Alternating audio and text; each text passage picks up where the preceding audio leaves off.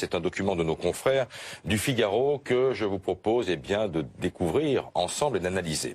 Dans l'énoncé des faits que vous envisagez de retenir à mon endroit, dit l'ancien président Serge Tournaire, vous avez indiqué que j'avais travaillé en vue de favoriser les intérêts de l'État libyen. Comment peut-on dire que j'ai favorisé les intérêts de l'État libyen? C'est vraiment la contre-attaque de Nicolas Sarkozy. Contre-attaque massive et argumentée de Nicolas Sarkozy. Et sur cet aspect-là, il rappelle qu'il a fait la guerre au nom de l'ONU à qui il avait demandé un mandat contre l'État libyen. Il oublie simplement, Nicolas Sarkozy, de préciser qu'avant de faire cette guerre en 2011, il a généreusement, largement reçu Kadhafi à Paris à la fin de l'année 2007, après avoir négocié avec lui la libération des infirmières bulgares en juillet 2007. Donc il y a eu 2 temps, une sorte de lune de miel Sarkozy-Kadhafi, et puis après, la guerre de Sarkozy contre Kadhafi. Alors dans ces 8 pages, il y a un nom qui revient beaucoup, c'est celui de Ziad Takieddine, l'homme d'affaires impliqué donc aussi dans cette affaire de soupçon de financement libyen.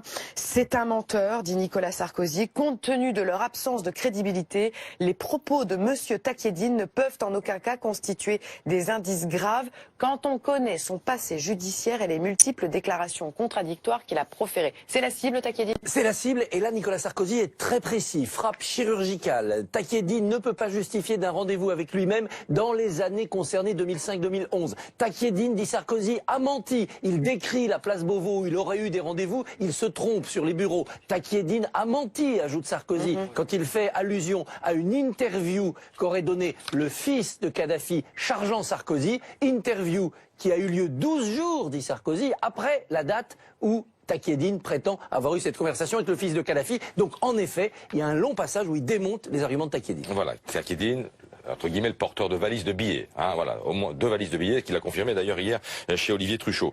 Il attaque aussi très durement et frontalement Mediapart.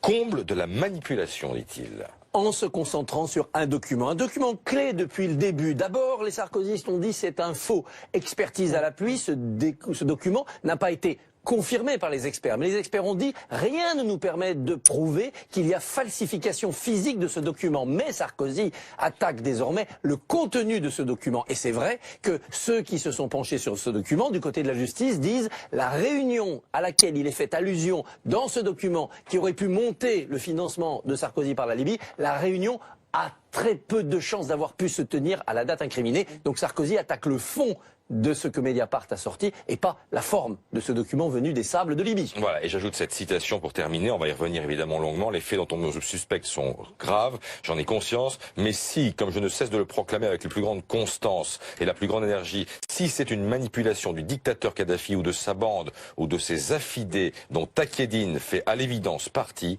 alors je demande aux magistrats que vous êtes de mesurer la profondeur, la gravité, la violence de l'injustice qui m'est faite. J'ai déjà beaucoup payé dans cette affaire. J'ai perdu l'élection présidentielle à cause de ça, dit en substance Nicolas Sarkozy.